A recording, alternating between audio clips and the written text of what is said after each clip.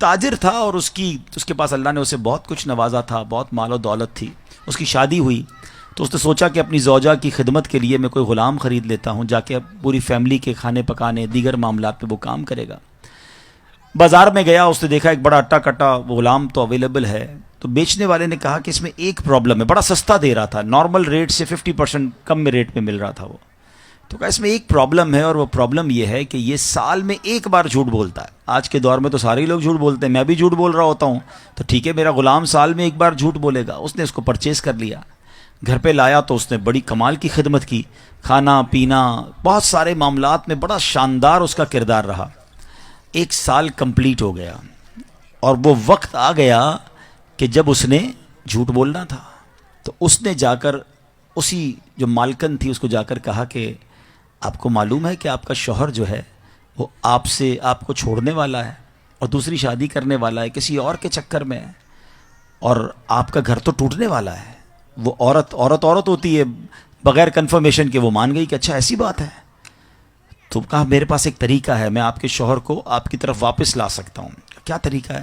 کہا بس آپ اس کی گردن پر داڑھی کے جو بال ہیں نا وہ مجھے کچھ کاٹ کے لا دیں، میں بس کچھ پڑھوں گا تو وہ پھر آپ کی طرف آ جائے گا، اور یہ اس طرح ہے، یہ لیجیے اور اس سے جا کے اس کے بال کاٹ لیجیے گا. عورت نے کہا ٹھیک ہے، آج رات جب میرا شوہر سوئے گا تو میں یہ بال کاٹ کے تمہیں دے دوں گی، پھر تمہیں جو عمل کرنا ہے وہ کر لینا. اب شوہر کے پاس گیا، جا کر کہتا ہے صاحب ایک بڑی خبر لایا ہوں آپ کے لیے. کہا کیا خبر ہے؟ کہ دیکھیں آپ کا نمک کھایا ہے، مگر مجھے پتہ چلا ہے کہ آپ کی بیوی کسی اور کے ساتھ اس کا چکر ہے، اور آج رات اس نے آپ کو قتل کرنے کا پروگرام بنایا ہے. کہا ایسا کیسے ہو سکتا ہے؟ ہم بڑی محبت سے رہتے ہیں، بڑا پیار ہے ہمارے اندر. کہ نہیں، میں آپ کو اندر کی خبر دے رہا ہوں، آپ رات جاگتے رہیے گا، اس کے ہاتھ میں اس طرح ہوگا اور آج رات کو آ کر اس نے آپ کی گردن کاٹ دینی ہے. کہا اچھا ایسی بات ہے، میں رات جاگوں گا.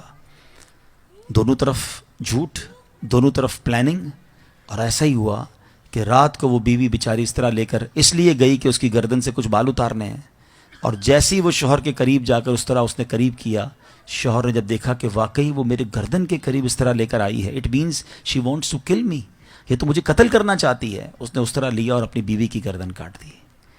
بیوی دنیا سے چلی گئی، شوہر جیل میں چلا گیا. اس ایک جھوٹے غلام نے، اس ایک جھوٹے بندے نے گھر کا گھر برباد کر دیا. یہ ایک واقعہ جو بظاہر تو کتابوں میں لکھا ہے، مگر ہم سب کے لیے بہت بڑا لیسن ہے. ہم جھوٹوں کو دوست بناتے ہیں، ہم جھوٹوں کی باتیں سنتے ہیں، ہمیں چغلی میں بڑا مزہ آتا ہے. ہمیں کوئی بتائے فلاں نے یہ کیا تو ہم یقین کر لیتے ہیں. ہمیں کوئی کمپلین آ کر کرے تو ہم فوراً کہتے ہیں اچھا اور بتاؤ، میں بھی نہیں چھوڑوں گا، اس نے میرے بارے میں ایسی بات کی ہے. اتنے کچے کان ہیں ہمارے، جس کی وجہ سے فیملیاں برباد ہو گئی، کاروبار برباد ہو گئے، دوستیاں ختم ہو گئیں، پارٹنرشپ ڈیلیٹ ہو گئی. مگر ہمارا حال یہ ہے کہ ہم ایسے لوگوں سے نہ اپنے آپ کو دور کر پا رہے ہیں، نہ خود جھوٹ سے بچ پا رہے ہیں. اس واقعے کو نقل کرنے کے بعد علماء نے لکھا کہ ایک سال میں جھوٹ بولنے والا اس طرح خاندان برباد کر سکتا ہے. تو جو روز جھوٹ بولنے والا ہے، جس کو آج کل تو ایک سب سے بڑا پرابلم یہ ہے کہ جھوٹ کو عیب ہی نہیں سمجھا جاتا، بٹ نوبڈی کیئرز. کس کو فکر ہے؟